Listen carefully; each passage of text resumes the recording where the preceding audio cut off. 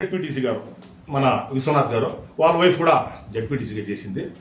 మా విశ్వనాథ్ మాట్లాడుతూ ఉన్నాడు ఏమని వీకోటలో ఏం అభివృద్ధి ఎవరు ఆడ ప్రెస్ మీట్లో ఎవరు కూడా చెప్పలేదు వీకోటలో అభివృద్ధి జరిగింది. ఆయన కానీ అంటాడు అంటే ఆయన మైండ్లో ఉంది ఏమని వీకోటలో అభివృద్ధి జరిగింది, దీన్ని మనం ఎట్లా డైవర్ట్ చేయాలని ఇంకోటి మాట్లాడుతూ ఉన్నాడు.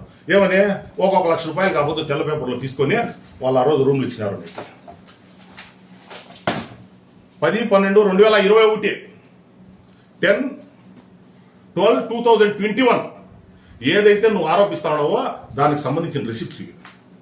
ఈ రెసిప్ట్ ఈరోజు రాసేది కాదు, ఇది ఈ రెసిప్ట్ రాసి ఈ రెసిప్ట్ డబ్బులు ఏదైతే ఉందో దీన్ని ఆ రోజే చలాన్ చేసి ట్రెజరీలో దీన్ని భర్తీ చేయడం జరిగింది.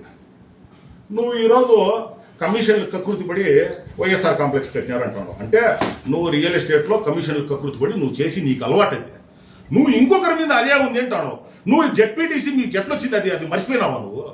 ఆ రోజు అమర్నాథ్ రెడ్డి గారు మా పార్టీ ఎమ్మెల్యే ఖలీఫ్ గెస్ట్ హౌస్ లో మా పార్టీకి సంబంధించి మీ వైఫ్ ని మీ మిస్సెస్ ని ఆ రోజు చెప్పి క్యాండిడేట్ గా మేము ప్రకటించి మీరు నామినేషన్ వేస్తామని కరెంట్ ఆఫీస్ వరకుపోతే గౌరవ మా సుబ్బన్నోళ్ళు సామిల్ నుంచి మళ్ళీ మిమ్మల్ని ఫోన్ చేసి మీరు పిలుచుకొని లాస్ట్ మినిట్ లో మా పార్టీకి వెన్నుపోటు పొడిచి మీరు ఆ పార్టీలో పోయి మీరు జెడ్పీటీసీ అయింది. మీరు ఆ జెడ్పీటీసీ అయిపోయి ఈ రోజు వీకోటలో అభివృద్ధి జరగలేదు అంటా ఉన్నారు. నేను ఏమి చేసినానని నీకు చెప్పాల్సిన అవసరం కూడా లేదు, ఎందుకంటే నేను ఏం చేశాననేది తెలిసిన పుస్తకం. మా తల్లిగారు సర్పంచ్గా ఏం చేశారనేది నువ్వు ఇంకొక పంచాయతీకి సంబంధించి నీకు ఒక వేరే పంచాయతీ వాడు కాబట్టి నీకు దానికి అవగాహన లేదు నేను అనుకుంటా ఉన్నాను. నువ్వు దీని మీద మేము ఏమీ చేయలేదు అని నువ్వు అంటా ఉన్నావు. మేము చేయలేదంటే నువ్వు టైము ప్లేస్ నువ్వు చెప్పు. మేము ఈ 5 సంవత్సరాల్లో ఏం చేసినామనేది నేను వస్తాను డిబేట్కి. నేను చేసినదంతా ఎవిడెన్స్తో వస్తాను నీకు. నేను ఏమేమి చేసినానో నేను తీసుకున్నాక ఏం చేసినామో అని చెప్పేసి.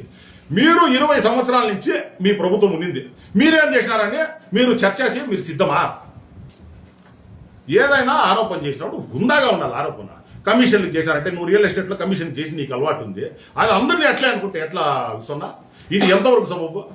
ఈరోజు నేను ఎస్సీ సంబంధించిన జెడ్పీటీసీ అవును ఎస్పీ రిజర్వ్డ్ అది. నువ్వు గెలిచినా ఎస్సీనే, మా పార్టీ వాళ్ళు గెలిచినా ఎస్సీనే. నీ మీద పోటీ చేసింది కూడా ఆ రోజు ఎస్సీనే చేసినారు. కాబట్టి ఈ కులం కార్డు ఎందుకు తీసుకొని వస్తా ఉన్నావు దీంతో? నువ్వు ఒక ఆరోపణ చేసి ఎట్లన్నా చేస్తావు, మళ్ళీ కులం కార్డు తీసుకొని వస్తావు దీంతో.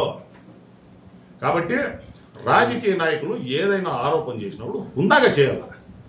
రండి డిబేట్ చేయండి దీని మీద.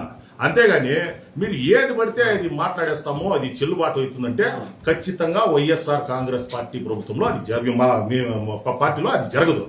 మీరు ఏదన్నా హెల్తీగా చేస్తా ఉన్నప్పుడు కంపల్సరీ మేము సపోర్ట్ చేస్తాము. మీరు ఏదన్నా లోటుపాట్లు ఉన్నప్పుడు ఎత్తు చూపిస్తారు, దాన్ని కరెక్ట్ చేసుకునే మీకు వెసులుబాటు ఉంది, మీరు చేసుకోవచ్చును, లేకపోతే వదిలేవచ్చు. దాని ఇంకా